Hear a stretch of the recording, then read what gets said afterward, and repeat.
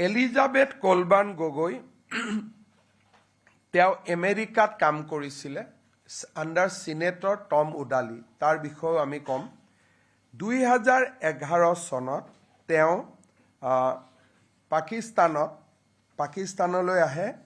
আৰু তেওঁ লিড পাকিস্তান নামৰ অৰ্গেনাইজেশ্যনটোত তেওঁ যোগদান কৰে আলী তৌকিৰ শ্বেখৰ মেইন ফৰ্টেটো আছিলে যে ইণ্ডাছ ৱাটাৰ ট্ৰিটি যিখন অপাৰেশ্যন সিন্দুৰৰ পিছত গভৰ্ণমেণ্ট অফ ইণ্ডিয়াই যাক কেনচেল কৰিছিলে Ali Tauqir Sheikh always of the view that হিন্দু জল চুক্তি পাকিস্তানৰ স্বাৰ্থত আৰু এইখন সদায় বাহাল থাকিব লাগে আৰু ভাৰতে সিন্ধু নদীৰ পানীৰ ওপৰত কেতিয়াও দাবী কৰিব নালাগে তেওঁৰ যিটো ক্লাইমেট একশ্যন গ্ৰুপ আছিলে লিড পাকিস্তানৰ মেজৰ ৱৰ্ক আছিলে on the Indus water treaty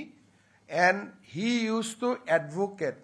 Pakistan's viewpoint on Indus Water Treaty globally. তেওঁৰ যিটো ক্লাইমেট একশ্যনৰ যিটো মেইন কাম আছিলে supporting the Indus water treaty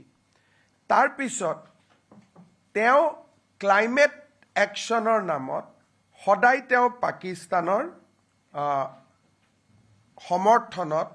আৰু ইণ্ডিয়াৰ বিৰুদ্ধে পলিটিকেল নেৰেটিভ সৃষ্টি কৰাৰ ওপৰত তেওঁ সদায় গুৰুত্ব দিছিল তেওঁ এনআৰচি চিএৰ সময়ত গোটেই ৱৰ্ল্ডতে তেওঁ কৈ ফুৰিছিলে যে ইণ্ডিয়া ইজ ডিফ্ৰেঞ্চাইজিং মুছলিম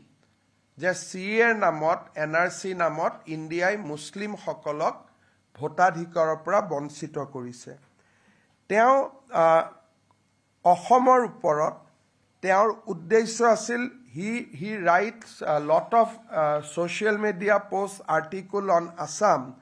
আৰু তেওঁ কৈছিল যে পাকিস্তান আৰু বাংলাদেশৰ অসমৰ ওপৰত অধিকাৰ আছে because this is a unfinished agenda of partition